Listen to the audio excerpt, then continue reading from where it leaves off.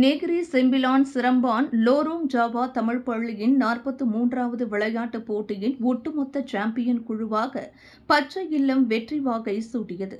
அதோடு சிறந்த அணிவகுப்பு குழுவாகவும் பச்சை இல்லமே வெற்றி வாகை சூடி சாதனை படைத்த அதே வேளையில் சிறந்த பெண் வீராங்கனையாக அக்குழுவைச் சார்ந்த மாணவி அஷிதா சந்திரசேகரன் தேர்ந்தெடுக்கப்பட்டார்.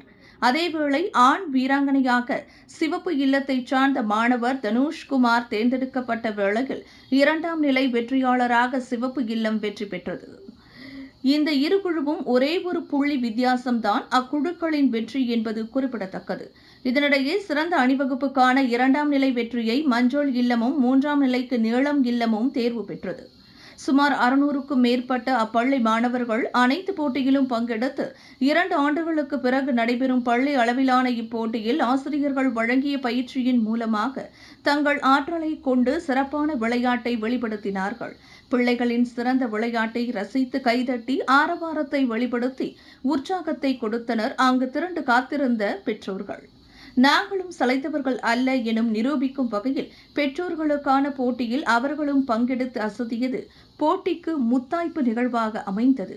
இப்போட்டியை மாநில அரசு ஆட்சிக்குழு உறுப்பினர் அருள்குமார் ஜம்புநாதன் தொடக்கி வைக்க இப்போட்டியை நிறைவு செய்து வைத்து வெற்றி பெற்றவர்களுக்கு வெற்றி கேடயங்கள் மற்றும் சுழல் கிண்ணங்களை எடுத்து வழங்கினார் நெகிரி செம்பிலான் மாநில கல்வி உதவி இயக்குநர் ஜெயபாலன் கந்தையா.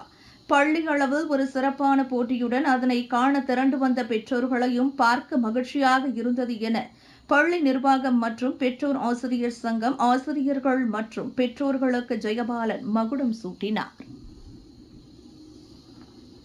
விலையில் மேலும் செய்திகளை தெரிந்து கொள்ள கீழே இருக்கும் பெல் பட்டனை அழுத்துங்கள். உங்கள் ஆதரவை வெளிப்படுத்த லைக் மற்றும் ஷேர் செய்யுங்கள்.